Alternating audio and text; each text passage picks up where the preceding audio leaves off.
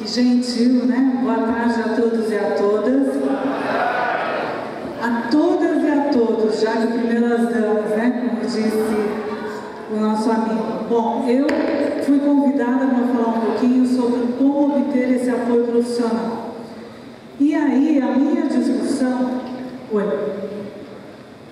A minha discussão e o que eu trago para compartilhar com vocês é que eu tenho percebido muito, né, nessa caminhada nessa área, ora em comunidade terapêutica e agora em consultório particular, a angústia tanto do usuário quanto da família, ou dos amigos, ou inclusive das pessoas de empresa, ou seja, de quem faz parte da rede de vínculo das pessoas que estão desenvolvendo uma doença, que já desenvolveram ou que estão em situação de risco. As pessoas começam a procurar de todas as partes e não tem uma referência onde que eu vou buscar ajuda se eu estou suspeitando que meu filho está usando drogas. Aí vocês vão dizer, puxa, mas tem tantos lugares, só que a hora que a gente vai até essas pessoas, de onde eles estão, a gente vê que eles estão limitados de recursos, tanto internos quanto externos, porque se fala muito, tem isso, tem aquilo, tem aquele outro, mas na hora que a pessoa realmente está ali precisando de ajuda, ela se encontra muitas vezes sozinha. Eu ouço muito essa fala, né, tanto do usuário quanto da rede de vínculos. Eu me sinto sozinho e às vezes muito perdido. E aí eu quis um pouquinho ir anterior a tudo isso, né? Porque a gente vai falar de prevenção universal, seletiva e indicada, que era antigamente, a gente falava de prevenção primária, secundária e terciária. Como é que a gente vai buscar ajuda nisso? Por favor, pode passar. E aí o que a gente tem? Que na área da saúde é possível a gente pensar em programas de prevenção. Gente, quando eu falo programas de prevenção, eu estou falando antigo primário, hoje universal, estou falando secundário, seletivo e indicado que é a terciária, ou seja, nos 3 níveis, né? Então a gente tem dificuldades de pensar nesses programas se a gente não partir de 2 perspectivas distintas. Uma delas seria reforçar a determinação do indivíduo de não fazer uso de substância. Então, não estamos aqui para discutir, para conflitar, então essa é a melhor busca, ou a gente vai fazer contribuir para a inibição dos comportamentos autodestrutivos, né? O profissional, ele vai seguir a linha que ele se identifica. Por exemplo, eu, na minha formação de psicóloga, quando eu fui para a área de comunidade terapêutica, eu fui muito criticada por meus colegas de profissão, né? Porque onde já se viu que isso não era científico e tive que fazer uma caminhada muito árdua para trazer isto para dentro da psicologia, mas antes de trazer para dentro da psicologia, eu tive que trazer para dentro de mim. Por isso que eu fiquei internada 4 meses dentro de uma comunidade terapêutica para poder sentir se eu realmente, de fato, primeiro sentia na pele aquela experiência e depois se ela tinha a ver com a minha abordagem profissional. Então, por isso que eu digo, a gente não vai aqui dizer, então, quem vai para a área de reforçar a determinação do indivíduo do não uso ou quem vai ajudá-lo a desestimular os comportamentos autodestrutivos. Porque, na verdade, a gente tem poucos trabalhos, como foi perguntado pelo Tiago, né? Bom, tudo bem, a prevenção terciária, a questão do programa, mas e para não chegar a isso?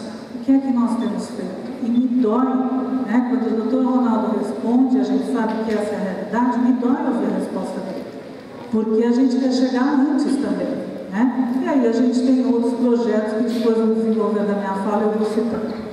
Bom, e aí a gente só, para pincelar, universal, né? Que vai atender a população de uma maneira em geral. Quando a gente fala em seletivo, é quando já é um grupo que a gente diz, esse grupo já faz parte de um grupo de risco, e indicada quando as pessoas já desenvolveram a doença, só para a gente estar falando a mesma linguagem. E aí o que a gente tem?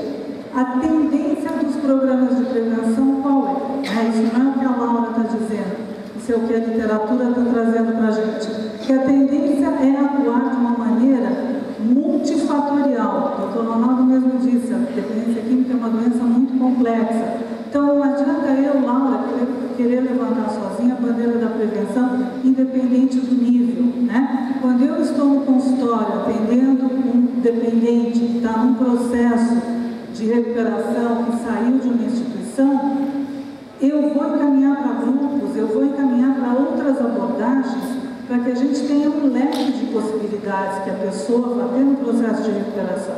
Como também, às vezes, ele vem para o consultório e eu digo, olha, eu estou limitada. Você, na maneira que você se encontra hoje, eu preciso te encaminhar para uma internação. E se no primeiro momento ele não aceita isso, como é que a gente faz essa construção? Porque não adianta, né, a gente dizer, tudo bem, fica aqui, a gente vai fazendo uns atendimentos, quando eu sei que aquilo não é suficiente, eu não vou dar conta. Então, eu acho que a principal coisa que está faltando em nós todos, enquanto profissionais, é a gente realmente entender quando a gente de fato pode ajudar e quando a gente precisa fazer outros encaminhamentos e o quanto é importante a gente estar junto dos outros, dessas parcerias, com os grupos, com outras atividades, com outras iniciativas, porque senão, quando o usuário e a família diz, estou me sentindo sozinho, nós também muitas vezes vamos fazer essa falta, né? E aí o que a gente tem? Qual é a tendência hoje das instituições internacionais financiadoras de projetos de prevenção? É ter esse olhar multifatorial.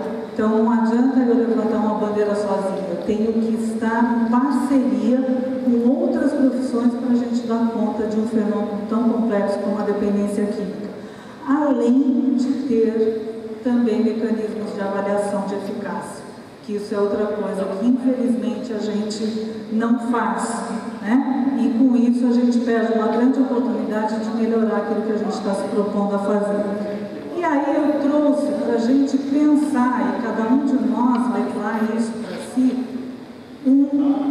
alguns critérios que a Fundação Mentor colocou, 13, né? Para que a gente, quando for buscar apoio profissional, seja na prevenção universal, seja na prevenção seletiva ou na indicada, a gente faça perguntas essas para quem a gente identificou como possível parceiro para oferecer esse trabalho. Então, qual que é a primeira delas? São os princípios dos programas deles. As metas e objetivos precisam estar claramente descritos. Então, quando a gente diz, eu vou procurar ajuda, eu vou procurar uma comunidade terapêutica, eu vou procurar um grupo, está claro para o grupo o que ele está fazendo, eles têm tudo descrito, isso está documentado. Ai, mas como você é burocrata, você quer tudo isso no papel, para quê? Gente, precisa formalizar. Né? Eu acho que muitos de nós, muitas vezes, não fomos devidamente reconhecidos, e essa era uma bandeira, né, que quando eu trabalhava em comunidade terapêutica, diretamente como funcionária, e hoje como voluntária e colaboradora, eu continuo levantando, a gente precisa documentar. Então, nós precisamos ter os objetivos claramente definidos, as nossas metas, porque se nós não fizermos isso, como é que a gente vai passar isso para o outro? Como é que a gente vai dizer isso para o outro? Olha, aqui a gente faz isso, isso e isso, né? E aí, o que a gente tem? Tanto metas, né? A médio e longo prazo, o que a gente se propõe a alcançar. Depois, uma outra questão, precisamos adequar o programa de prevenção à substância que eu estou propondo com aquele programa, fazer um enfrentamento. Então, não adianta eu querer dizer, bom, vou fazer um enfrentamento com tabaco, mas tudo é igual. Não é, a gente sabe disso, né? Existem intervenções diversas, dependendo da substância que a gente vai fazer o enfrentamento. Então, outra coisa é a gente saber até onde a gente calça aquele sapato, bom, eu dou conta disso. Então, vou fazer bem feito isso. Se depois eu consigo incluir outras substâncias, eu também vou ter que incluir outras metodologias, vou ter que agregar alguma coisa a mais.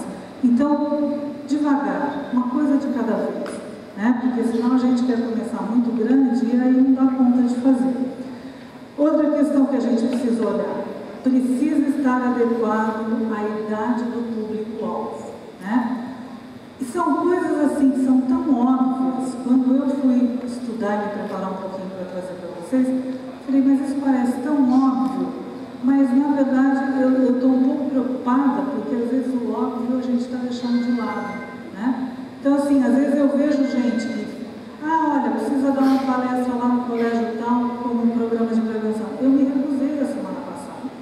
Eu falei, isso não é programa de prevenção na escola.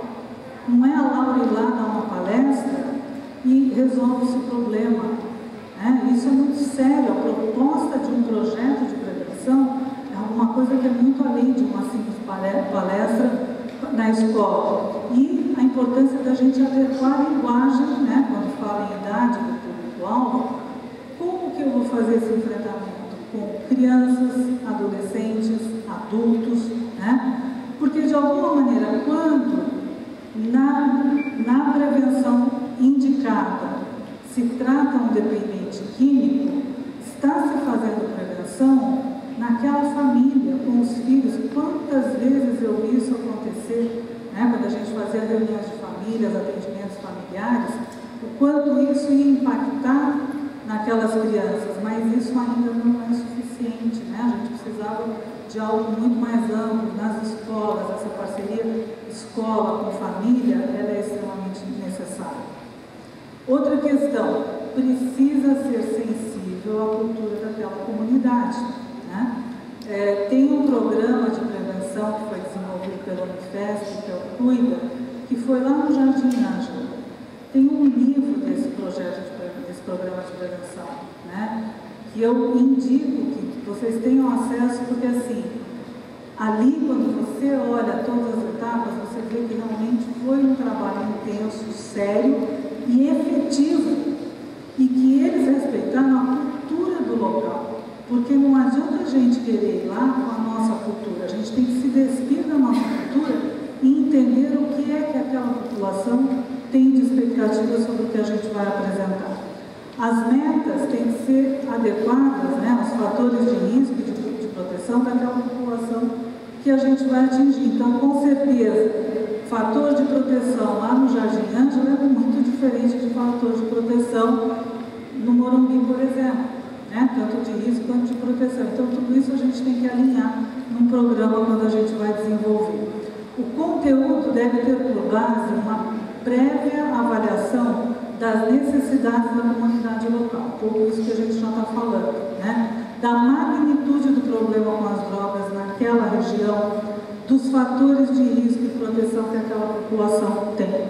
Deve-se incluir uma revisão dos dados existentes e compará-los àquilo que é a percepção da comunidade de uma maneira em geral. Próximo. Deve conter estratégias, né, que vão promover a participação de forma contínua por parte da comunidade. Porque um programa de prevenção não é um evento isolado. Eu vou lá, faço o programa, ele vai durar um tempo. Não. Ele tem que se retroalimentar com a participação da comunidade, né? Então, o quanto a gente tem aprendido também com o doutor Adalberto, que fala de terapia comunitária, que é próprio bairro, a própria comunidade local resolver os seus problemas. Então, é envolver, porque o recurso que a comunidade tem é muito grande. Se a gente fizer essa parceria e der essa continuidade, a gente vai ver que realmente a efetividade vai estar muito mais presente. Outra coisa, planejamento, né? A gente precisa aprender a planejar. E aí, eu vou falar do meu lugar, né? Como também profissional de comunidade terapêutica, durante alguns anos, a gente corria tanto atrás do prejuízo, né?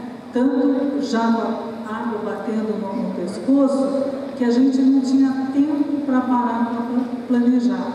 E aí, esse era um grande risco, porque como a gente não parava para planejar, a gente também não conseguia fazer algo de uma maneira muito mais clara e objetiva. Então, assim, não dá tempo, a gente tem que atender, a gente tem que isso, que aquilo. Gente, às vezes a gente precisa fazer umas paradas estratégicas, né? porque o planejamento ele é fundamental para que a gente possa realmente desenvolver um bom trabalho. E quando a gente, só volta um pouquinho, por favor, quando a gente fala de planejamento, né, tanto o planejamento, a manutenção e as diretrizes futuras do programa. É a gente pensar a curto, médio e longo prazo. A gente ter essa clareza que o nosso programa não é só para impactar naquele momento, né? A gente quer que aquilo tenha continuidade. A gente não está só para fazer uma intervenção breve e rápida, achando que com isso a gente vai fazer um bom trabalho. Não vai fazer e a gente sabe disso, né? Habilidades e conhecimentos importantes deverão ser oferecidos, né? Desde que sejam consistentes com o nosso projeto de prevenção. Então é importante a gente saber de quem está apresentando o projeto, de onde eu estou indo buscar, eles têm isso, o que é oferecido. A gente viu na apresentação tanto do Beto, como também teve uma outra apresentação que comentaram comigo, eu não vi a apresentação, as habilidades, os cursos profissionalizantes, o próprio Dr. Ronaldo falou, tem 130 cursos profissionalizantes no Via Fácil. Isso é fundamental, tanto para quem vem de uma experiência de intervenção, independente de qual seja a abordagem, mas também para os nossos jovens que ainda estão naquela população de fator de risco. Eles precisam ter uma atividade, eles precisam se profissionalizar. Precisa apresentar um orçamento, lógico, né? A gente precisa pensar quanto custa a gente fazer acontecer, específicos com cada atividade, com cada estratégia que vai compor esse programa de prevenção. De novo, deixando claro, tanto a universal, seletivo ou indicado, os 3 níveis que a gente está falando. É necessário existir um plano de sustentabilidade. Quando eu trabalhei com o Padre Haroldo, às vezes de manhã a gente se encontrava e ele falava, mas por que essa carinha de preocupação? Parece que você nem dormiu essa noite. E eu dizia para ele, então, dormi até que eu dormi, mas não foi tanto quanto eu gostaria, porque realmente a gente tinha sempre a preocupação com a sustentabilidade. E ele falava assim para mim, bobagem, deixe isso para lá, o Espírito Santo é dono deste lugar. Se o dia que ele não quiser, isso aqui não mais vai existir. Você dormindo, você não dormindo, isso não vai interferir. Aí eu olhava para ele e falava, nossa, um dia eu vou chegar nessa plenitude de dizer isso, né? E não mais de dizer, de sentir que estava na mão do Espírito Santo. Ainda não cheguei, viu, Padre? Ainda estou deixando... Isso ainda é um plano espiritual que ainda tem que acontecer na minha vida, mas é muito forte, a gente precisa pensar, porque ele fala assim, mas eu sei também que no fundinho ele também tinha os momentos dele, né, que a gente conversava de angústia, como é que a gente ia manter, como se mantém uma obra, né, quando o Berto fala que passam 800 pessoas, então assim, é muita responsabilidade, a gente não pode pensar, bom, tudo bem, o Espírito Santo vai fazer a parte dele, mas qual é a nossa? Então, a gente tem que estar muito atento, né? O quanto é importante que esse projeto tenha sustentabilidade para que tenha continuidade. E a necessidade de avaliação e planos de divulgação, que eu acho que às vezes a gente é muito deficiente, né? Limitado em como divulgar o nosso trabalho. Eu sinto que falta essa formação na gente que né? Na gente que eu digo nós todos aqui, que estamos abraçando essa causa, a gente tem algumas limitações, a gente põe muito a mão na massa, mas a gente, e aqui não quero usar vender como pejorativo, né? Mas pelo contrário, a gente não vende bem o nosso produto. Isso é uma coisa que a gente precisa aprender. Às vezes eu vejo o pessoal de marketing fazendo curso lá na federação, e às vezes a pessoa fala, nem sei por que eu estou aqui, eu falo, não, eu sei que você está aqui. É importante que a gente tenha pessoas desta área para também divulgar as boas práticas, os bons trabalhos, porque a gente precisa dar essa informação para a população, para os outros profissionais que trabalham na área, para que a gente possa de fato atingir as pessoas. Próximo. E aí, né, que na verdade, quando a gente fala de profissionais, a gente precisa precisa de pessoal qualificado. A importância, hoje eu fiquei tão feliz quando o Maurício falou, nós começamos na Santa Carlota com um especialista e vamos terminar este ano com 9 especialistas, né? Isso é uma coisa, assim, é muito forte, não é que a gente quer fazer com que a técnica esteja acima do valor da gente sentir esse trabalho como missão, não é isso, né? Eu dizia e digo até hoje para os dependentes com quem eu me relaciono e trato, se vocês agregarem o conhecimento técnico, vocês vão ser excelentes profissionais. E a gente precisa de bons profissionais nesta área, tanto para fazer prevenção universal, seletiva e indicada. Aí às vezes as pessoas falam, mas tem tanta gente que faz o curso daqui, que faz o curso dali. Tem, de fato, muita gente, mas qualificada. E quando eu digo qualificada, não é tecnicamente não só, porque às vezes a pessoa, eu preferia, quando eu era gestora, contratar alguém que não tivesse a qualificação técnica, mas que tivesse a qualificação humana, que tivesse princípios, porque qualificar tecnicamente não é tão difícil quanto parece, né? O difícil é você qualificar as pessoas como seres humanos. E a gente precisa muito que antes do técnico esteja o ser humano. Porque quando o Dr. Ronaldo foi lá na Cracolândia, né, e ele dá esse depoimento para a gente, ele sentiu de fato a miséria humana e diante daquilo alguma coisa precisava ser feita, né? Então, se não houver primeiro este sentimento de missão, fica difícil a gente, inclusive, fazer um bom trabalho. Se tem esse sentimento e puder agregar o conhecimento técnico, aí realmente a gente consegue fazer um programa eficiente e eficaz para atender a demanda que a gente está se propondo, né? Então, algumas considerações finais. O Brasil não possui estudos de análise econômica de projetos de prevenção já implantados. E, na minha opinião, por que isso? Porque, infelizmente, pouco tem o olhar para esses projetos, principalmente na prevenção universal e a seletiva, o olhar tem sido muito reduzido. Eu sei que o Amor Exigente faz um excelente trabalho de prevenção nas escolas. Por que ainda tem escolas que não buscaram o programa de Amor Exigente de prevenção nas escolas? Eu não sei responder, né? Conheço a doutora Ana Cecília, que tem um projeto de prevenção fantástico, como projeto piloto, numa cidade como Tarumã. Por que ainda não se transformou aquele programa em modelo e se multiplicou em outros lugares? Quanto custa fazer essa prevenção, né? A gente não tem esses dados, então a gente precisa buscar essas informações. E aí o que a gente... Não, por favor.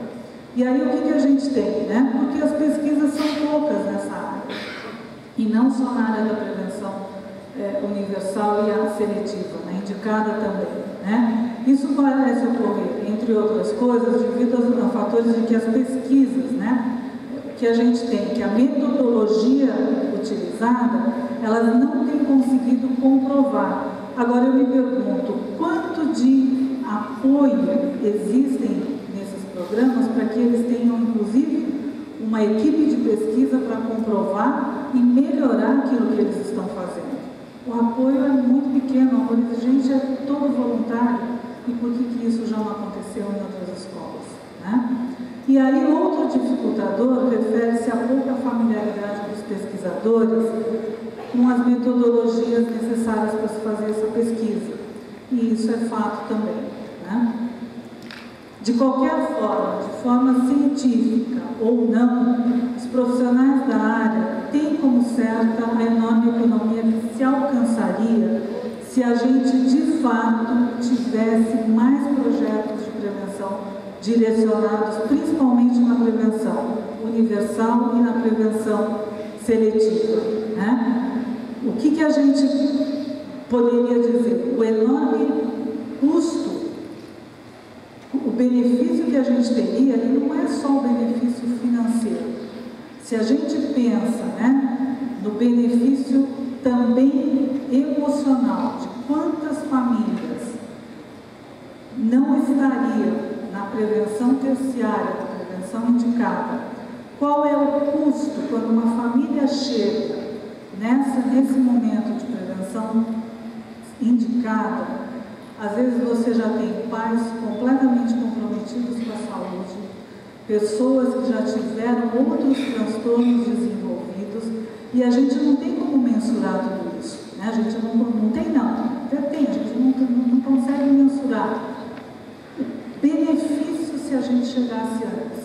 Então é lógico, a gente tem que estar atendendo quem está aí, quem precisa, mas a gente não pode deixar de pensar que a gente precisa também investir na prevenção universal, naquela população que ainda não está no fator de risco, e naquela seletiva, que são as pessoas que podem estar em fator de risco, né? Bom, com isso eu queria deixar essa pergunta para vocês: o que falta para haver investimentos em prevenção? E aí, quando eu ouço, né, de alguns palestrantes falar que falta às vezes até provocação da nossa parte, então a gente começar, quem tem filhos aqui, na escola dos seus filhos, perguntar qual é o trabalho de prevenção que vocês têm na escola. Que pai faz esse tipo de provocação na escola? A gente tem que fazer, né? Eu não tenho filhos, estou com uma netinha de 1 ano, e eu tenho discutido isso muito com a mãe da netinha, porque assim, a gente precisa começar a pensar nisso, porque a questão das drogas, ela está cada vez mais grave quando a gente pensa nas pessoas que já desenvolveram a doença ou que estão em uso nocivo.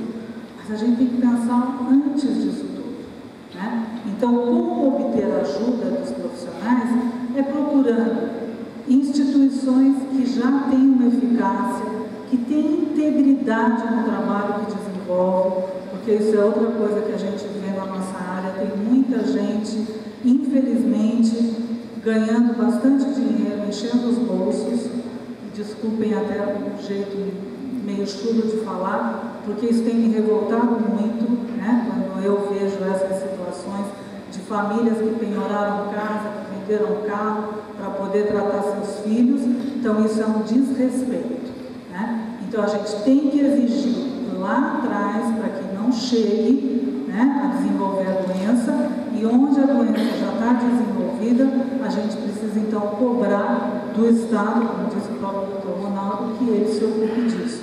Agora, os profissionais é buscar dentro de um critério em locais que sejam locais que tenham ética, que tenham integridade, né, nas nossas cidades, no nosso estado, para que a gente possa, não é sair procurando as cegas.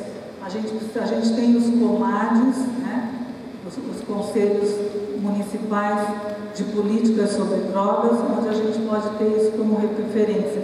A gente tem os grupos de nome, né, que são Amor Exigente, o AA, o NA, a Pastoral da Sobriedade, me desculpe algum outro que eu não conheço e não estou citando aqui, mas é a gente buscar nesses locais, porque estes locais, se eles não atendem, eles vão encaminhar a gente para onde vai poder fazer o trabalho com pessoa que tem integridade profissional. Porque o que eu sinto, infelizmente, é como está faltando essa integridade em pessoas que se dizem profissionais da nossa área. Então a gente precisaria se unir. O pessoal da BEAD tem lá um cadastro de profissionais. Eu não sei como, de repente, a gente pensar em ter um cadastro de profissionais com competência, com integridade, que a gente pudesse, talvez a partir desse fórum aqui, elencar e a gente conseguir fazer um bom trabalho de divulgação desses profissionais, para quando as pessoas precisarem de ajuda, terem uma fonte séria, uma fonte com integridade de fato daquilo que se propõe a fazer. Obrigada e que a gente... Obrigado. Boa tarde a todos.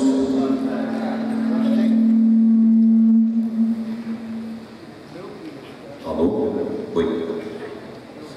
É um prazer estar novamente aqui no Primário 2014.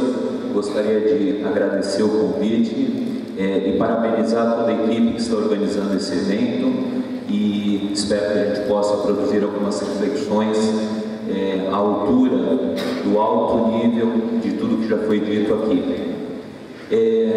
Quando eu vi a possibilidade de participar desse painel, eu imaginei que uma das coisas que eu venho tentando estudar, tentando me apropriar e poderia dividir aqui com vocês, é um enfoque para o vínculo, a importância do vínculo na prevenção e como esse vínculo pode fazer uma diferença na atuação profissional. E acho que é um tema que não resolve tudo, mas ele traz algum acréscimo para qualquer prática profissional, qualquer prática que envolve o cenário aqui da dependência. Enquanto acertamos aqui, eu queria contar para vocês uma situação com todo respeito, sem cometer nenhum tipo de heresia, né? Mas eu acho que é válido pensar a partir dessa piadinha. Dizem que o médico que trabalhava no sistema SUS, falava inclusive português aqui do Brasil naquela ocasião, ele estava virando vários plantões, uma pessoa muito dedicada, muito esforçada, para poder aliviar a dor do outro. E Cristo, olhando para ele naquela situação de intenso sofrimento, pensou: poxa, eu preciso dar uma força para esse médico, ele é uma pessoa muito dedicada. Então ele se fez médico, veio à terra, chegou para esse colega, para o filho, né, e falou: olha, eu cheguei aqui para render o seu plantão, pode ir embora, parabéns pela sua dedicação, você já fez muito bonito, vai descansar agora, deixa que eu cuido. E ele se preparou, chamou o próximo paciente. O paciente que chegou era alguém que estava bastante debilitado, tinha sofrido um acidente, precisava do auxílio de uma cadeira de rodas. Daí Cristo, como médico, olhou para ele, impôs as mãos e falou: levanta-te e anda. O rapaz percebeu que a perna começou a melhorar, o bem-estar começou a acontecer, levantou, recolheu a cadeira, agradeceu e saiu. Quando ele estava saindo, o próximo a ser atendido perguntou: e aí, e esse médico, como é que é? Igual a todos os outros, nem olha pra gente, já manda a gente embora. Pois é, eu acho que isso é obviamente uma piada, né, para com humor nos convidar a pensar o que a gente procura e o que está em cena quando nós buscamos algum tipo de auxílio.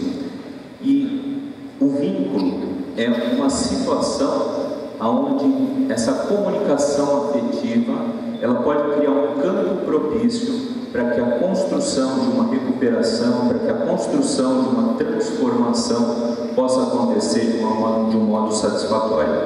Vamos adiante.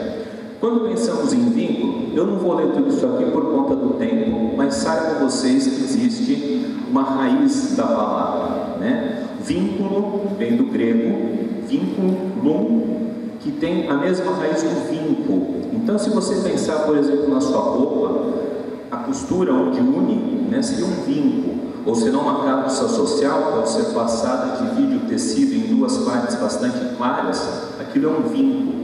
Então, o vínculo é alguma coisa emocional onde existe um limite claro, as partes estão envolvidas e uma influencia na outra.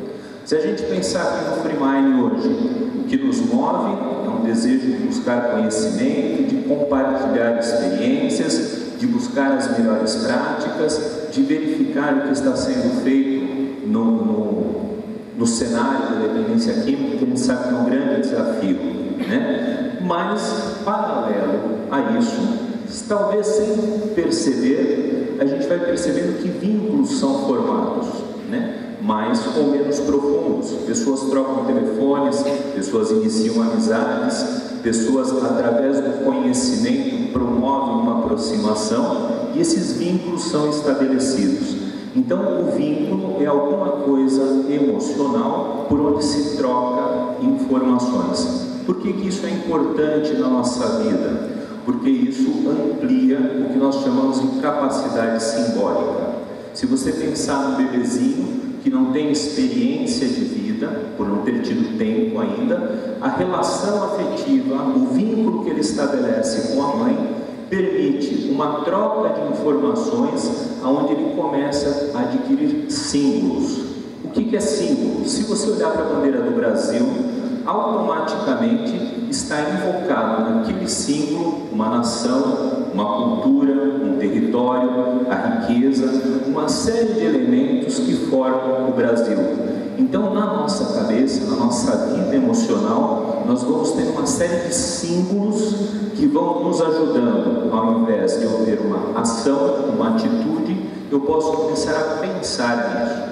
E eu acho que isso é importante na prevenção, porque o contexto atual, ele traz um desafio para a construção desses símbolos. Fiquei pensando, isso é difícil? É difícil. Mas o Padre Haroldo me inspirou a falar nisso. Por quê? Recentemente, ele vem lendo com muita frequência o livro Crack, Tratamento para o Usuário de Crack, né? Lançado pelo Dr. Marcelo Ribeiro, e parece que pelo Dr. Ronaldo também. Eles organizam vários textos. E uma pessoa com 95 anos que se dedica a tentar entender o que é o sistema límbico, o sistema dopaminérgico e todos esses conceitos, é alguém que me deu um chacoalhão e falou assim: César, vai estudar, deixa a preguiça de lado e põe a cabeça para funcionar. Então, inspirado no Padre, é que eu ouso falar dessas coisas. Vamos adiante? Quando nós pensamos no vínculo, nós pensamos em 4 possibilidades, e eu fiz questão de colocar essa foto, que é uma das atividades do programa Além da Rua, onde tem embaixo uma pessoa que desenvolve uma oficina de artes, e a garota que está em cima é uma garota que estava durante um tempo em situação de rua, com muitas dificuldades, pouco apoio, e através do programa e das atividades que foram sendo ofertadas para ela e dos vínculos estabelecidos, ela recentemente fez uma apresentação no aniversário do Padre que eu confesso que me emocionou. Foi algo muito bonito de ver, a transformação que o vínculo pode proporcionar. Quando nós falamos amor, ódio, conhecimento e reconhecimento, nós estamos falando de 4 possibilidades, 4 elementos que compõem os vínculos. E isso é dinâmico, ora aparece mais, ora aparece menos. No senso comum, quando nós falamos de amor e ódio, nós colocamos como coisas opostas. Mas quando se trata de vínculo, não é nessa perspectiva que é importante a gente abordar, mas entender que amor, ele pode ser positivo ou negativo. Não estou falando do ponto de vista moral nem religioso, mas estou falando de uma condição humana. O amor positivo é, por exemplo, o que uma mãe sente por um filho que cuida, nutre, promove o desenvolvimento, e esse filho vai adquirindo a sua independência, a sua maturidade, a sua saúde. Um amor negativo, por exemplo, é aquela mãe que acaba desenvolvendo, junto com o seu filho, uma relação simbiótica, onde ele tem uma superproteção, onde ele tem poucas oportunidades para se desenvolver, porque ele é sufocado por isso. Excesso de amor pode fazer mal nessa perspectiva. Ódio, da mesma forma.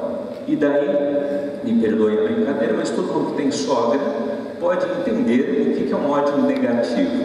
É uma situação, não para todos é claro, em que a pessoa ela tem o ódio em cena dentro dessa condição humana e não moral, mas ele está atenuado o suficiente para, com alguma falsidade, algum jeitinho, poder permitir o convívio, e o vínculo de alguma forma se organiza. O ódio é muito importante na nossa vida emocional. Muitas vezes nós não nos deprimimos porque o ódio nos ajuda a manter em pé. Assim como a gente pode pensar na sogra como modelo, podemos pensar na ex-esposa ou ex-marido, que é para a vida toda, não é?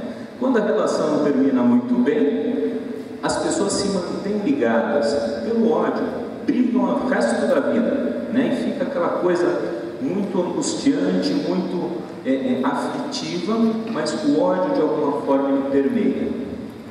Outro vínculo importante, ou outro elemento importante do vínculo é o conhecimento.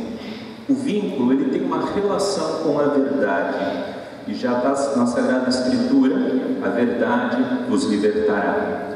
Então, quando nós estamos com os nossos acolhidos, quando estamos com os nossos pacientes, quando estamos com os nossos amigos, com os nossos fiéis, para quem é padre ou pastor ou um líder espiritual, a verdade na conversa é alguma coisa que traz conhecimento.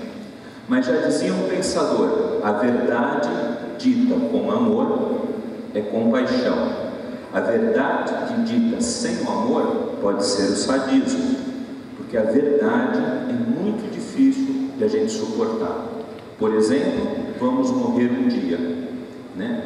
Por mais que a gente possa lidar de formas diferentes com essa ideia, nós vivemos uma angústia diante da finitude, que é um enigma. A fé pode nos salvar e diminuir ou ressignificar isso, mas dentro de uma condição humana, isso é algo importante e algo que nos traz um grande desafio.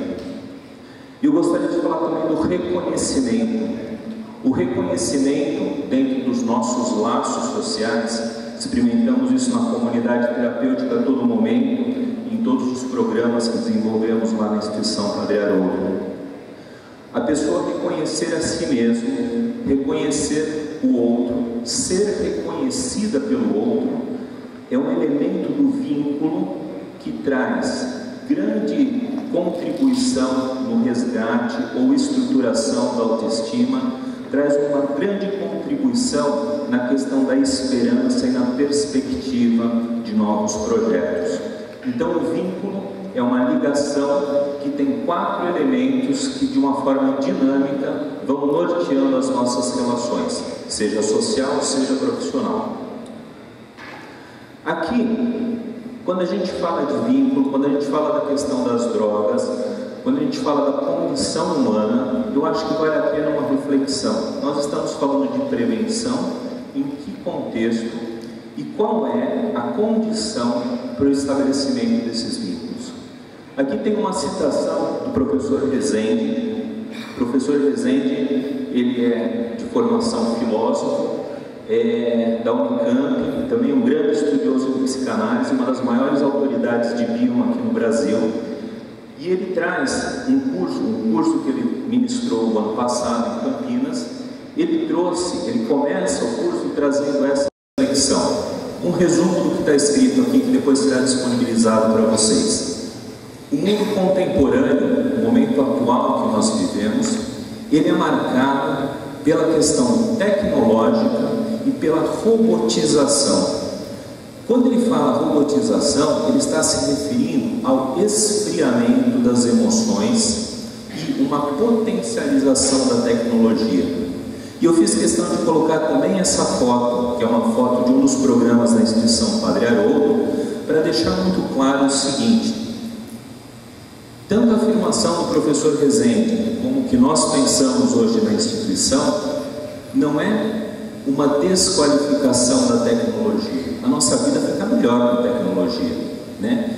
Mas é uma atenção do impacto que isso traz nas nossas vidas e como os nossos vínculos vão ser afetados a partir daí. Um exemplo que eu gostaria de trazer para vocês: na década de 90, provavelmente muitos de vocês acompanharam as transmissões da Guerra do Kuwait. Procede? Vocês acompanharam? Quem acompanhou isso? Lamento informar, mas todos nós que acompanhamos estamos ficando velhos, mas faz parte da vida, certo? Mais experientes também. O que acontecia naquele fenômeno? E hoje dá para fazer uma reflexão, porque é perto o suficiente da nossa realidade, mas o distante o suficiente para a gente ter um olhar mais crítico. Se você se lembra, o grande boom daquela situação, né, que envolvia, curiosamente, combustível, poder bélico, e nós estamos falando hoje na droga, na questão das drogas, e trazendo esse modelo para pensar, curiosamente, as 3 maiores economias do mundo ainda hoje. Naquela situação, o que chamava a atenção era a tecnologia de bombas teleguiadas que eram precisas no alvo, a tecnologia de filmar os combates noturnos, onde tinham aquelas balas traçadas. Vocês lembram disso? Né? E eu não sei se vocês chegaram a ter essa proximidade com pessoas, que eu cheguei a conversar com algumas, se chegou ao ponto absurdo, pelo menos das pessoas que eu tive a oportunidade de conversar, aonde elas se preparavam no final da tarde para assistir as transmissões da guerra à noite, né? Não ouso falar que tinha pipoca e chocolate, mas que existia uma expectativa. Vamos ver o que a notícia traz hoje sobre a guerra, né, Paulo?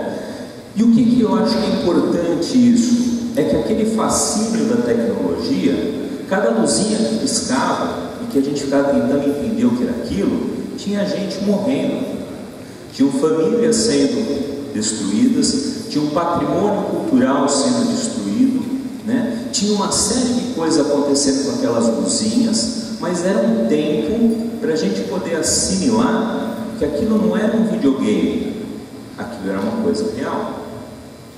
Então, o mundo contemporâneo, ele traz um impacto na construção dos nossos vínculos e na nossa capacidade de simbolização, que eu entendo que vai se tornando muito propício para a instalação das drogas.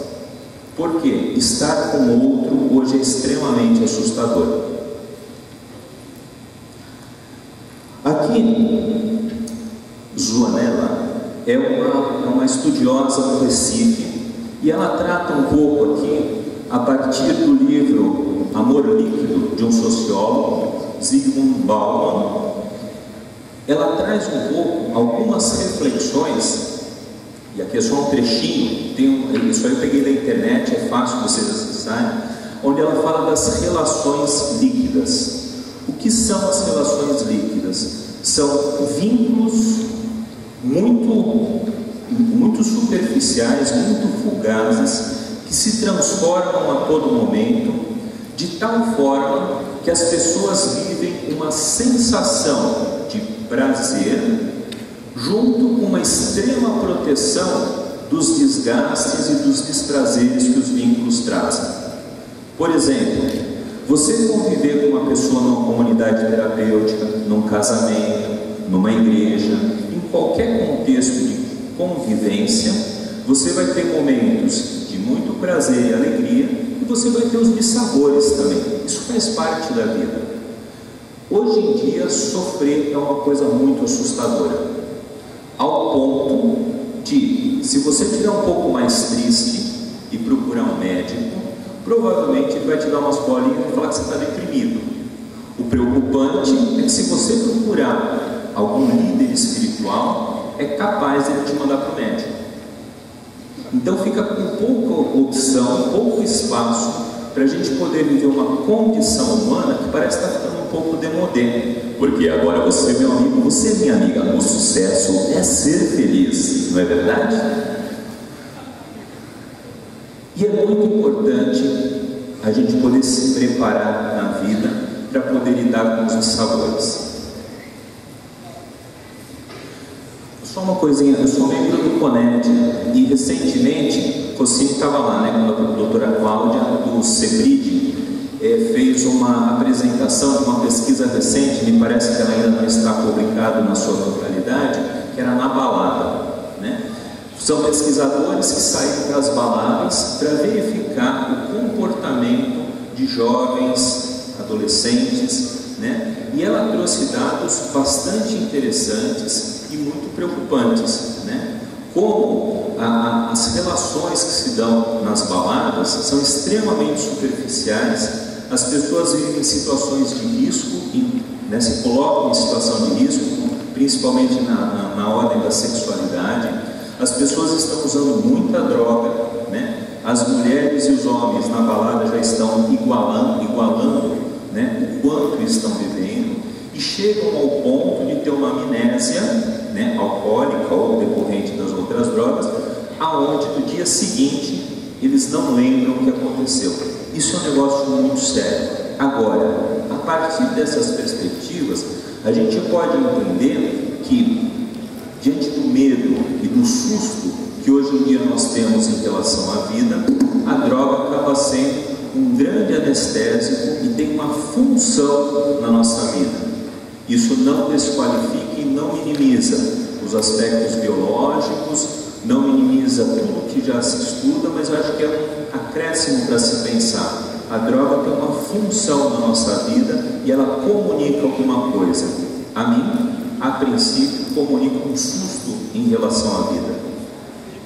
E essas fotos aqui são um pouco representações do que nós fazemos hoje na instituição Padre Haroldo, que não quer dizer que seja diferente do que era feito. A Laura está hoje aqui, o Maurício estava aqui até há pouco tempo, e são pessoas que construíram muitas coisas lá e com certeza primaram por essa questão do vínculo, né? E a importância de você ter um olhar individualizado. Então acho que a pergunta aqui é o seguinte: o que a gente faz diante dessa situação? O que eu entendo como possibilidade de ressignificação de vínculos é você promover atividades de convivência onde a pessoa possa se rehumanizar. A história do Tarzan mostra que ele, longe dos humanos e vivendo com os macacos, adquiriu hábitos dos macacos, né? Rômulo e Remo, na Itália, aquela historinha, criada por lobos, né? O Mogli, a mesma coisa. Então eu acho que através, né, da arte, a gente tem algumas notícias da importância do ser humano conviver com o ser humano e não apenas uma realidade virtual, de você poder enfrentar esses desafios para se preparar para a vida. E eu acho que esses elementos, eles têm que estar presentes também na atuação do profissional, independente da sua proposta de trabalho, mas somado isso, a sua capacitação, eu acho que pode ser muito útil na prevenção. Obrigado. Obrigado, senhor. Vou tentar ser fiel, eu estou percebendo uma movimentação interessante na sala, os que vão já se movimentando, e a programação ainda tem uma parte a ser cumprida. Eu, quando estudava, um professor que a gente tinha um daqueles medalhões, ele disse que não atendia a nenhum toxicodependente no seu consultório. E aquilo me chamou a atenção e eu procurei o professor no intervalo. Eu disse: eu não entendo a tua colocação, porque o meu entusiasmo por esse curso da psicanálise é porque eu convivo com pessoas que usam drogas. Ele perguntou: aonde você atua? Eu disse: numa comunidade terapêutica. Você está com toda a bola, porque na comunidade terapêutica é o lugar aonde se recupera e aonde se trata. É aonde se trata de pessoas que usam drogas. Uma outra coisa é com relação a esse material que eu vou apresentar, é com base na minha experiência na Fazenda Esperança com os recuperantes. Quando foi feita a pergunta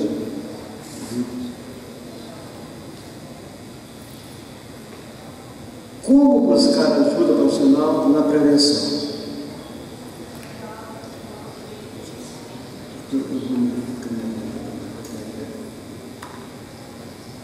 a nossa preocupação principal é trabalhar com eles, porque nós verificamos que muitos dos nossos têm filhos. Nós temos jovens que estão já no GEV, já ajudando na prevenção. São jovens, mas já têm filhos. Então, neste caso, os pais devem buscar ajuda para entenderem o que é a família, o seu papel como educadores e a visão do educando, que é o filho. Esse modelo de família está aí bem antiga, mas na família nós sabemos que é uma egrégora, é um grupo de pessoas com o mesmo sentimento, com os mesmos objetivos. Mas na família, a mãe é a educadora, é aquela que trata do amor, e o pai é aquele que trata da lei. A família é, portanto, a escola de relacionamentos. Família é o modelo que a gente vê, encontra nesse desenho. A relação. Olha a relação. Não está no pendrive, né?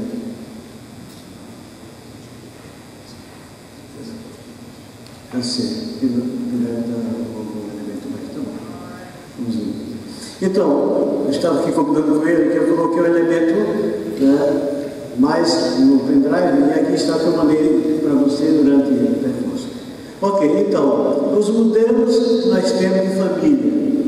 É neste ambiente que vamos ter um filho participando de uma escola.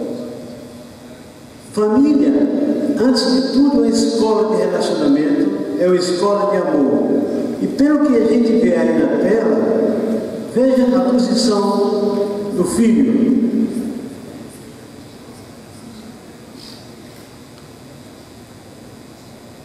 Sempre isolado, o olhar triste daquele que não tem esta presença da família, aquilo que nós já vimos, a não pertença do meio familiar. Sabemos que aqui tem a filha que está tirando a roupinha para tomar banho, e ali está o padrasto ou o pai. Nós sabemos que muitas coisas de relação, de abuso, está dentro da própria família. Mas a família deixou de ser essa escola de relacionamento?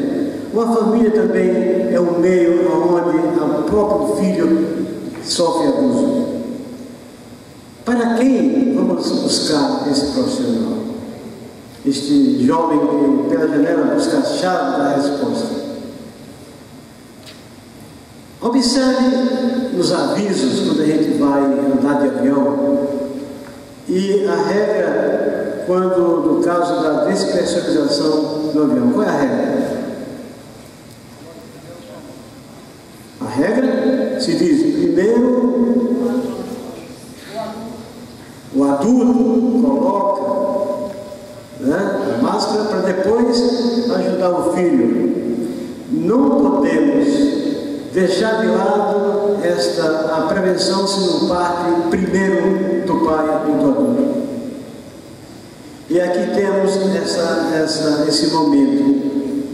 A primeira educadora que entra na sala de aula é a mãe, que desde o ventre materno, aqui está a placenta, aqui está ligado à mãe.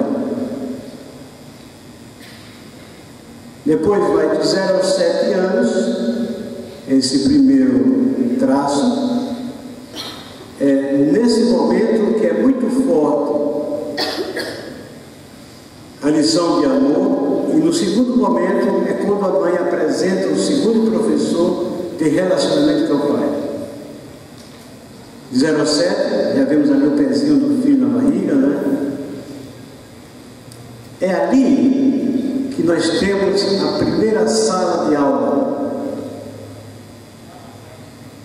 Estresse infantil, mal que não tem idade.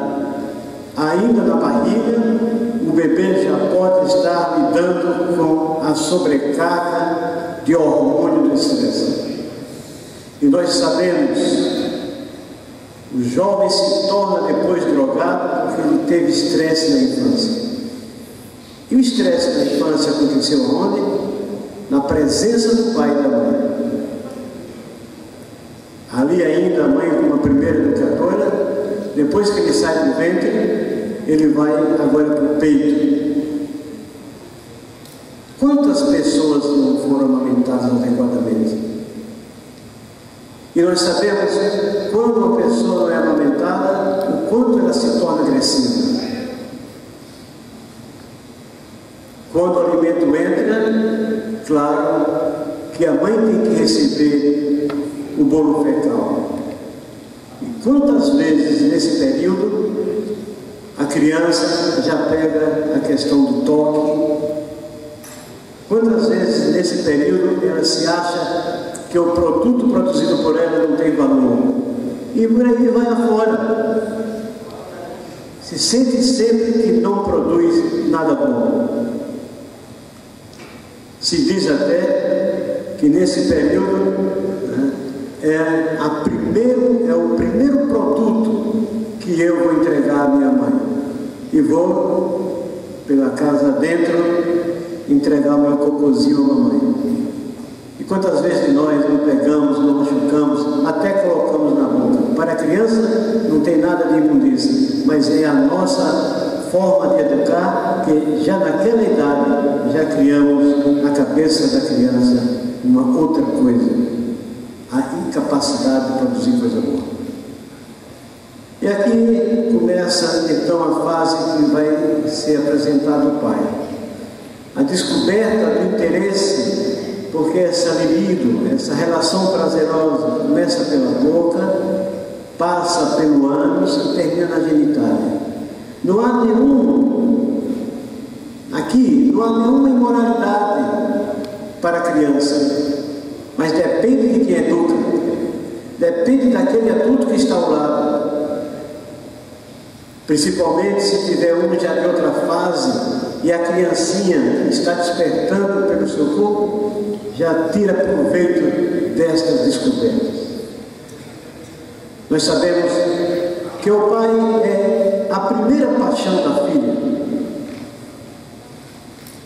A filha, quando chega na idade, você sabe quando está o pai e a mãe assistindo televisão deitado, o que é que o filho faz? A filha vai e fica no meio dos dois, porque ele abraça, se for menino, abraça a mãe, que é a minha primeira paixão, e se for menina, se liga ao pai. Mas quando o menino calça o chinelo do pai, coloca o chapéu, o boné do pai, está dizendo: pai, bandeira branca, a mãe não é minha, porque quando é criança, a criança acha que a mãe é dele, mas quando ele entende, ele diz: a mãe, compreendo agora que a mãe é de papai. Entrega, é como uma menina. Aqui é dando sinal de que eu estou agora já começando a copiar a mamãe e o papai e a mamãe. O papai é seu. Pode ver. Aqui, é verdade? A primeira paixão do filho é a mãe. E tem mãe que se esquece, bota o filho no lugar do pai, complica a constelação familiar. Então, falamos durante esse congresso muito da família, agora eu quis entrar, mergulhar, passar por dentro dessa questão do relacionamento dos primeiros professores. Quando o filho entende, ele libera a mãe e se torna amigo do pai. Vai imitar gravata, vai botar, senão você é meu rei, você é meu campeão. Aqui ele já declarou paz. Nós sabemos que nesse período tem o famoso complexo de Édipo, né? Aquele complexo da mitologia grega de que matou o pai para ficar com a mãe. Mas aqui ele já passou, ele descobre que o pai é o meu referencial e a minha mãe é dele. Mãe e pai, primeiro e segundo educadores. A mãe mostra a casa, mostra como se conquista o caçador, porque o pai vai mostrar como é que se caça. Desde a caverna, ficava dentro de casa a mãe, né? E o filho ia para o mato caçar com o pai. Mostra como é a beleza, a fineza, a delicadeza. Isso é papel da mãe que mostra a filha, copia a mãe. O pai mostra o quê? Educador do filho. Mostra o mundo. Agora, cada pai dá o que tem. Este é o problema. Agora, que profissional vamos buscar? Para os pais ou para os filhos?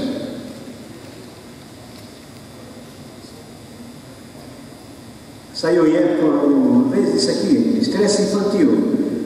Agenda cheia, reprovação dos pais, conflitos na escola. Pesquisas na área da neurociência e comportamento mostram como a exposição a fatores estressantes pode comprometer o desenvolvimento das crianças. A criança não compreende. O que mais estressa?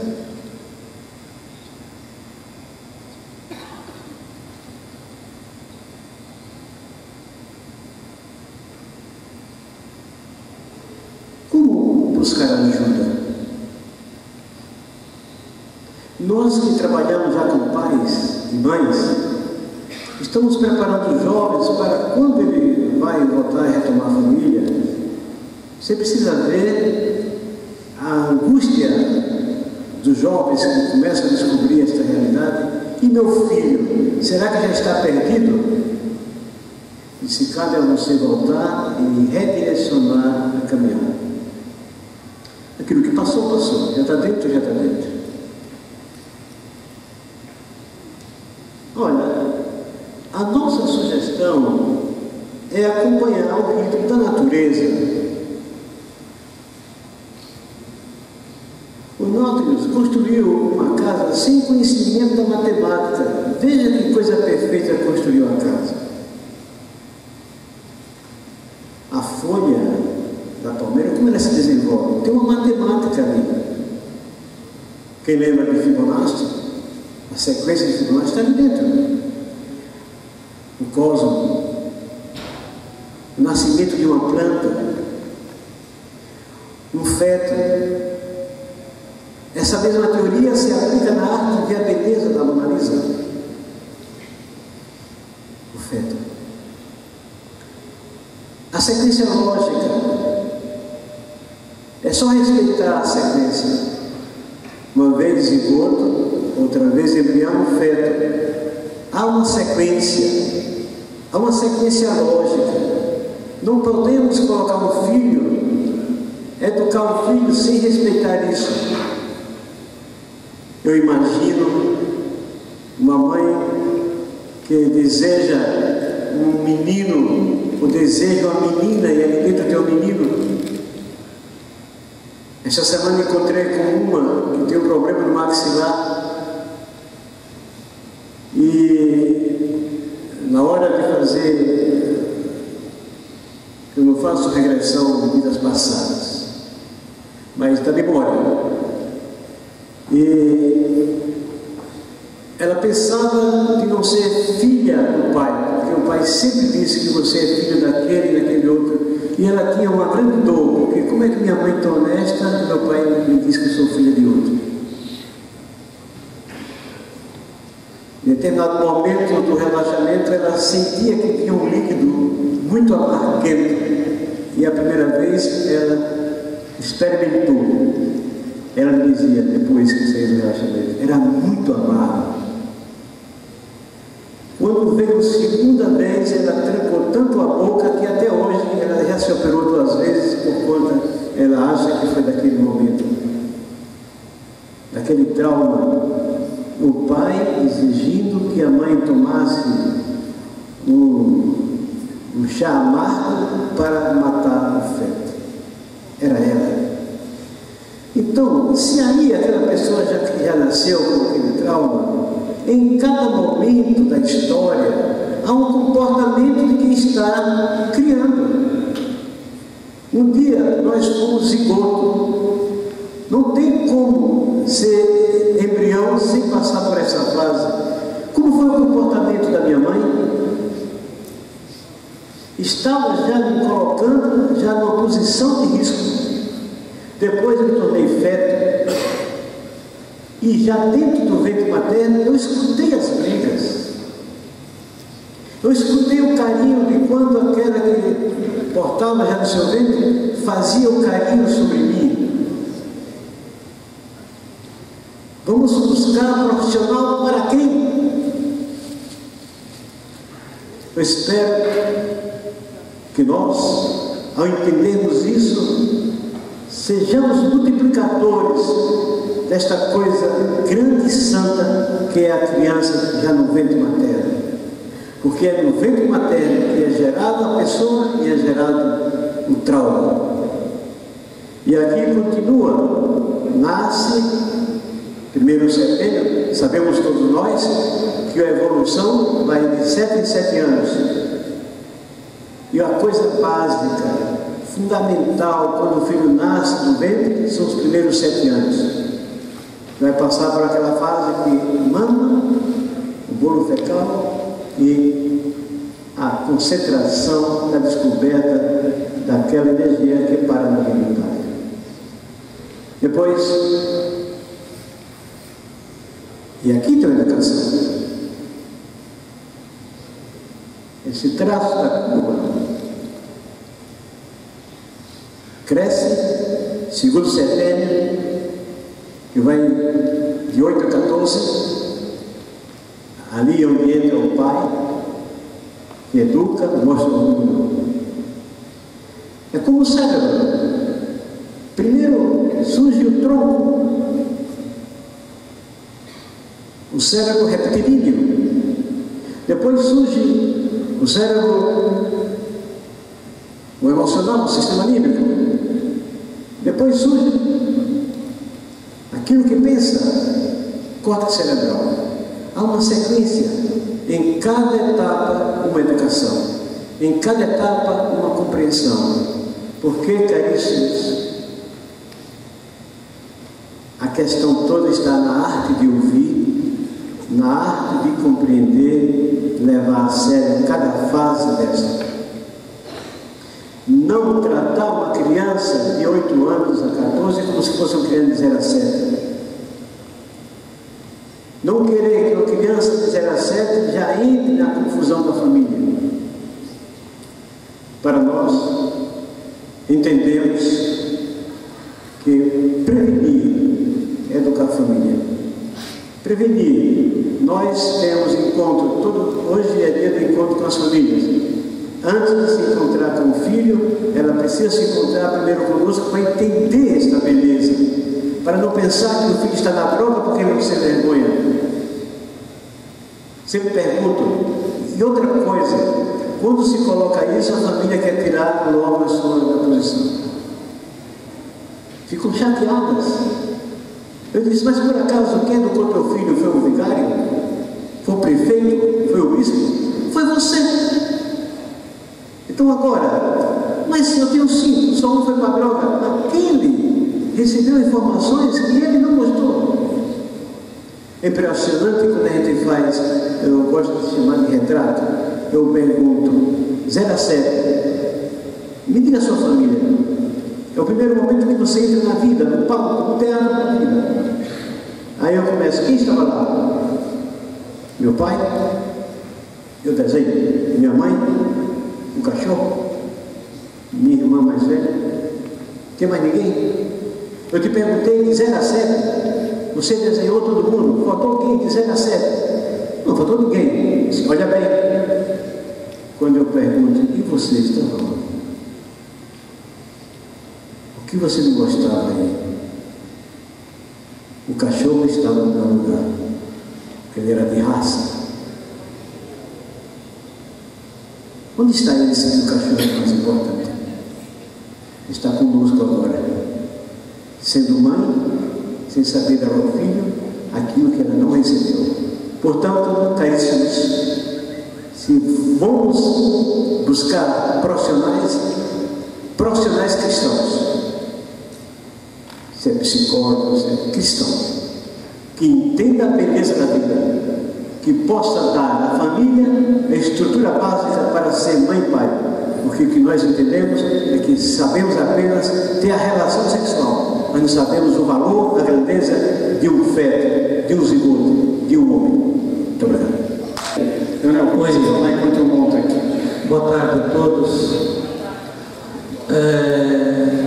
Eu fui pego de surpresa quando o presidente do Conselho Regional de Farmácia, amigo e companheiro de trabalho para a profissão, entrou em contato comigo pedindo que eu me manifestasse sobre a prevenção e o farmacêutico.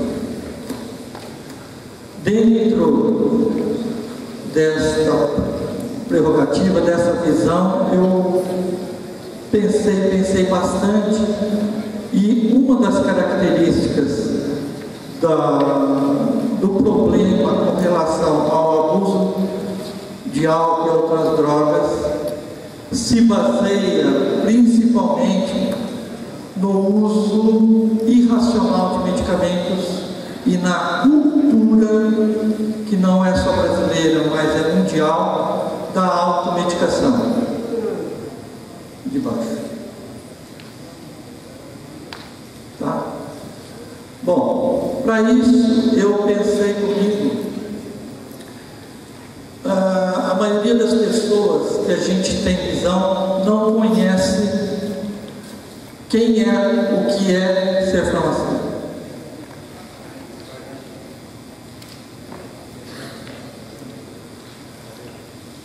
O que é ser farmacêutico? A gente tem uma definição através do Conselho Federal de Farmácia, aonde é bem explícita a nossa atividade.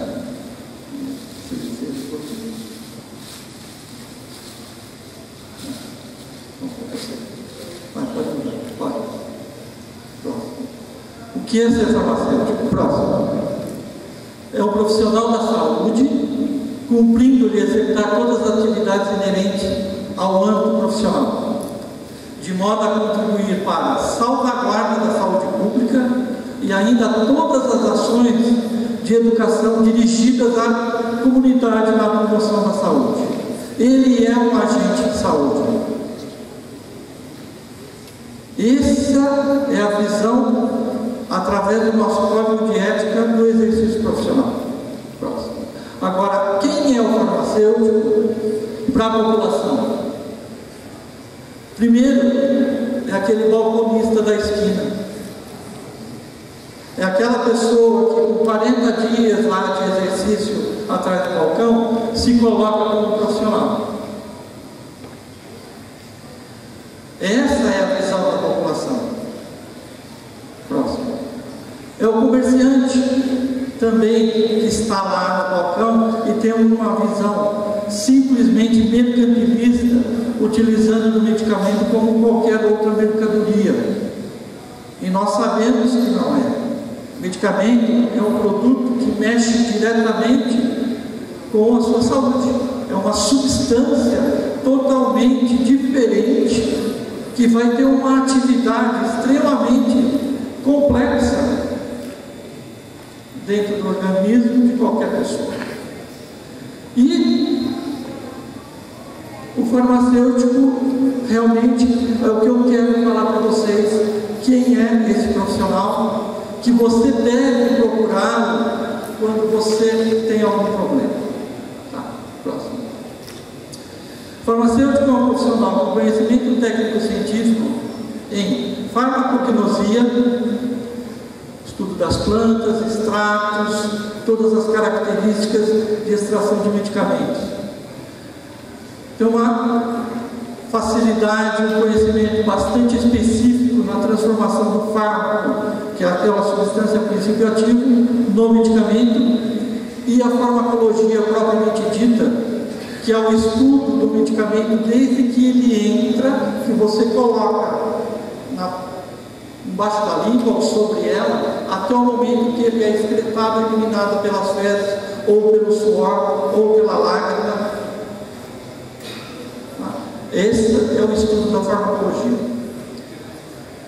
O farmacêutico também tem um conhecimento técnico-científico em toxicologia.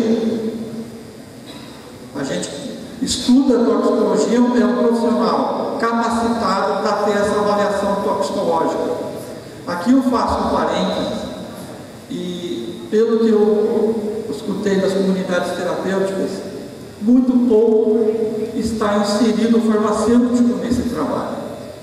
Ele também faz parte como profissional multidisciplinar nesse tratamento, na prevenção. O profissional é capacitado para isso. Medicamento e veneno, ele é simplesmente dose dependente. Eu posso ter a água, por exemplo, ela é vital, mas ela mata. O medicamento também. Dependendo da dose utilizada, ele sai do efeito terapêutico para efeito tóxico e efeito venenoso. Tá? O farmacêutico conhece drogas lícitas, que é a sua base de trabalho, e através dessas drogas, a população, de uma maneira geral, utiliza de maneira indiscriminada. Alguns profissionais da área médica têm utilizado muito medicamento, uso off-label. O que é? É você dar uma ação secundária para uma resposta que você quer no medicamento. Vou dar um exemplo. Hoje em dia está se usando muito alguns medicamentos no controle de obesidade. E esse controle é feito através do controle das vontades. Eu vou dar um exemplo de um medicamento denominado topiramate. Ele é um antidepressivo.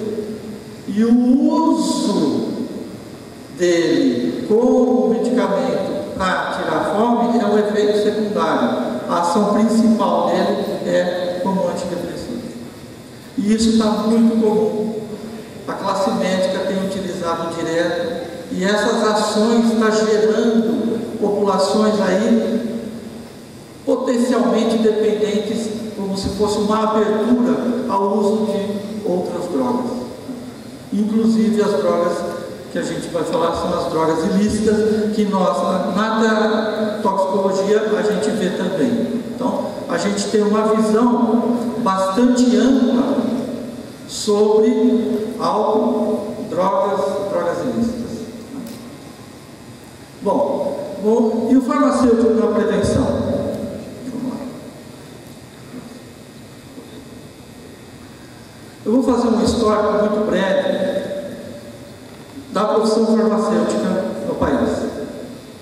No início do século XX, o farmacêutico pesquisava, manipulava, comercializava medicamentos.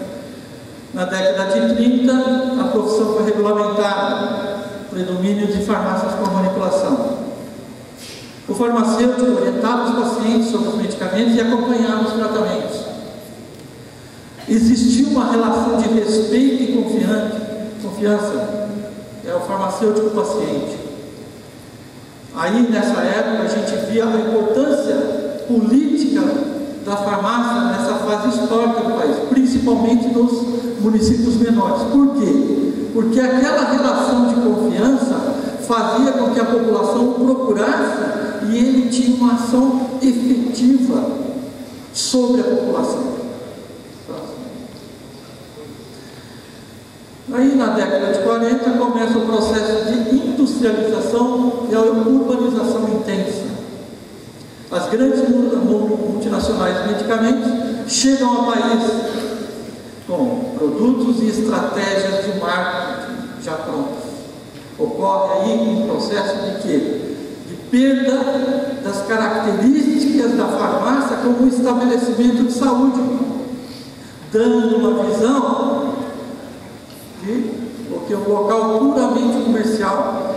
Nessa época, então, o Brasil começa a se transformar em um dos campeões mundiais da automedicação e de intoxicação por medicamentos, em decorrência de tratamentos incorretos e sem orientação. Na década de 80 e 90, nós temos os baixos índices de presença do farmacêutico em drogarias e farmácias.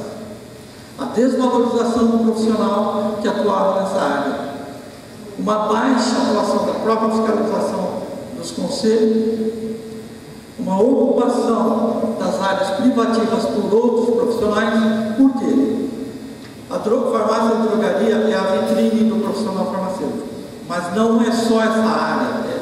Nós temos uma área ampla aí de mais de 35 diferentes setores de trabalho. E a diminuição do reconhecimento do farmacêutico pela sociedade. Isso foi um processo de degenerativo, de diminuição da própria atividade profissional. Resultando no quê?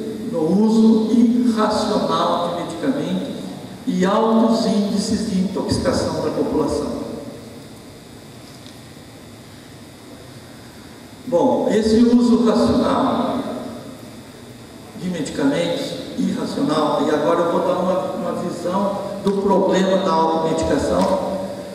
A Organização Mundial de Saúde sabe que mais da metade dos medicamentos são prescritos, dispensados ou utilizados de forma inadequada. Estratégias e recomendações internacionais voltadas para repensar o papel do farmacêutico no sistema de atenção à saúde, antes simplesmente considerado o responsável pelo abastecimento de medicamento e atualmente por responsável pela terapia do paciente. Essa é uma mudança de comportamento e promoção do uso racional do medicamento. Contexto nacional. Olha a nossa situação. 30% das internações ocorridas no Brasil tem como origem o uso incorreto de medicamento. 70% das consultas médicas geram prescrição medicamentosa. Apenas 50% dos pacientes tomam os medicamentos corretamente. E mais de 30% dos casos de intoxicação são provocados por medicamentos. É o uso irracional do medicamento.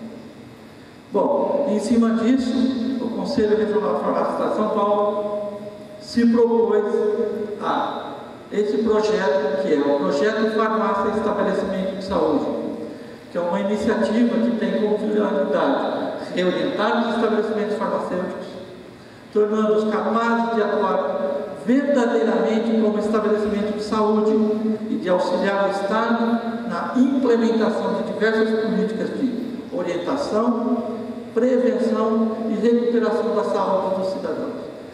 Essa saúde está diretamente relacionada à prevenção ao abuso de álcool e drogas. Por quê?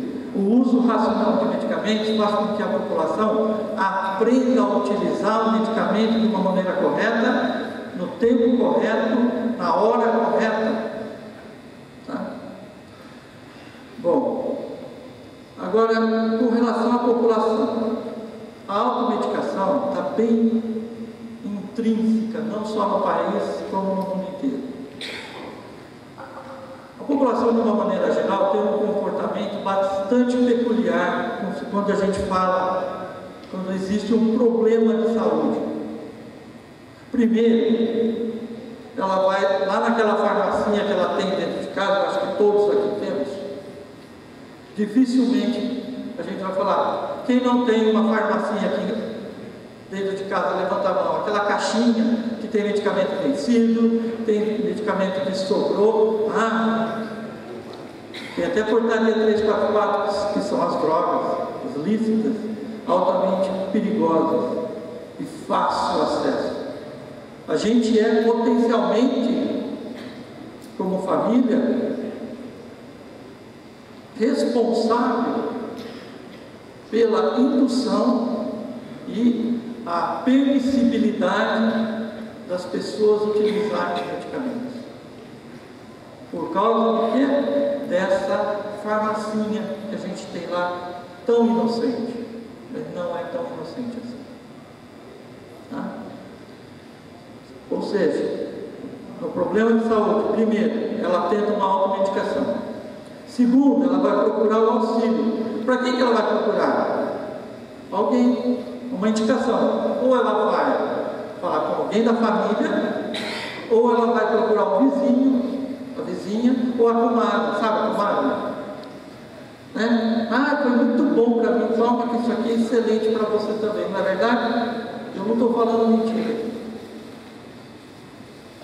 Esse exemplo de automedicação é extremamente perigoso.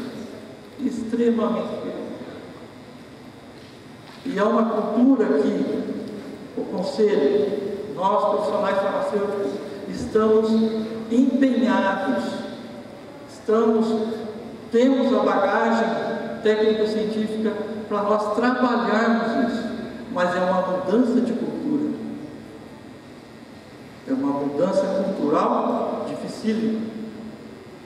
Porque se a pessoa vai lá e ela vai primeiro, ela não vai chamar o farmacêutico lá na drogaria.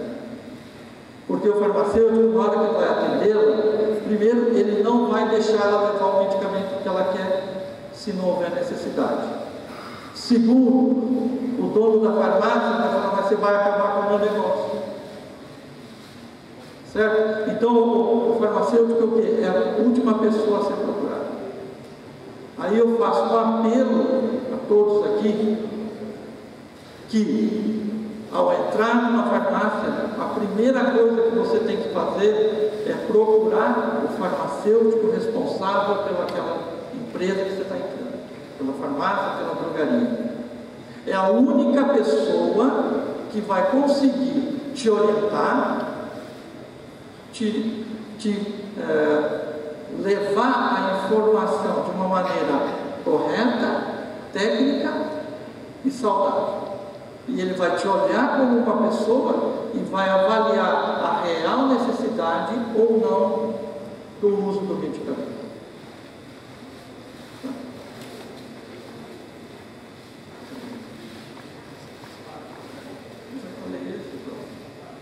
Então, gente, o farmacêutico, para nós, para mim, como profissional, a gente é ferramenta-chave nesse momento. Pode falar. Se nós geramos essa fala, esse comportamento, essa atitude com relação ao uso correto de medicamentos, a gente gera o quê? A gente gera uma referência como profissional da saúde, na região, na comunidade, no bairro, não importa. Você passa a ser referência e a sua voz passa a ser uma voz de comando, uma voz crítica e de convencimento. Gera orientação e a gente vai, através desse trabalho, fazer o uso racional de medicamento.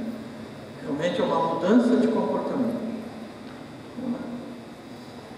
O farmacêutico, através dos seus conhecimentos, faz uma avaliação crítica e da identificação da real necessidade do uso do medicamento. Ele esclarece o paciente e também, através da conversa com o paciente, ele tem condições de avaliar se o paciente já é um dependente. Eu, particularmente, eu acumulo duas ações voluntárias. Eu e minha esposa, Bernadette, que esteve aqui ontem, somos do Amor Exigente. Nós somos voluntários do Amor Exigente. E nós, como profissionais da área da saúde também, e eu tenho farmácia, e eu trabalho diretamente, faço esse trabalho na minha empresa, no balcão, todo dia. Eu uso tanto o uso racional do medicamento, como eu uso o Amor Exigente para os clientes que vão ser atendidos pela gente. E a gente consegue uma confiabilidade e um trabalho tão interessante que as pessoas voltam e realmente eu sou referência. Vou dar um exemplo, outro dia chegou uma cliente, foi lá, trouxe um saquinho e foi um guardanapo de papel. Na hora que eu olhei, falou, olha, eu peguei isso aqui na mochila do meu filho. Na hora que eu bati o olho, eram 2 sementes de maconha. Eu falava, o que o senhor acha disso daqui? Você vai falar o quê? A primeira coisa que eu fiz, respirei, chamei-a de lado e utilizei o quê? Da minha experiência como voluntário do Amor Exigente. E a gente faz o encaminhamento e aí você se torna cada vez mais uma referência. Aí, a identificação do uso abusivo, como eu comentei, conforme a gente vai tendo acesso à população, e a gente tem a capacitação correta para usar as ferramentas necessárias para quê? Para tentar que o uso seja o mínimo possível. E, de uma maneira geral, nós fazemos o acompanhamento das famílias. Como instituição, o Conselho Regional de Farmácia do Estado de São Paulo, como trabalho de prevenção, existe uma lei estadual aonde foi inserida a Semana de Assistência Farmacêutica. É uma semana, normalmente no mês de abril, onde os profissionais farmacêuticos, além de ter a capacitação técnico-científica da própria, inerente à própria profissão, eles são capacitados e treinados em dar palestras em escolas, comunidades, igrejas, associações, etc. O ano passado nós tivemos, a nossa palestra foi também sobre o uso abusivo de álcool, né, prevenção ao uso abusivo de álcool e outras drogas, e a SENAD, o Conselho foi premiado pelo trabalho que foi feito no ano de 2013. E esse ano nós continuamos e aprofundamos ainda mais o enfoque em prevenção ao abuso de álcool e outras drogas. Tá? E eu coloco aqui para professores, para todos que estão presentes, a máquina do Conselho, essa proposta da Semana de Assistência Farmacêutica, a todos que quiserem, a gente está disponível e aberto para conversar. Nós temos uma estrutura no estado inteiro que tem condições, dentro do estado de São Paulo, nós estarmos trabalhando. E faço aqui também um apelo e coloco o Conselho através saio daqui com essa proposta de colocar o Conselho junto às comunidades terapêuticas, a FEBRACT, para a gente estar trabalhando em inserir esse profissional como um profissional também no uso, para prevenção ao uso abusivo de álcool e outras drogas. Tá bom? Acho que o que eu tinha para falar é isso. Espero que a gente, como na área, na profissão, se sinta bastante tocados, e vocês olhem, quando vocês forem para suas casas utilizarem uma farmácia, de uma drogaria, olhem para o estabelecimento e olhem para o farmacêutico de uma outra maneira. Ele está lá para te ajudar, ele está lá para te orientar, e ele está lá para fazer com que você tenha o quê? Saúde. Ele não está lá para vender caixinha e fazer empurroterapia. Tudo bem? Muito obrigado.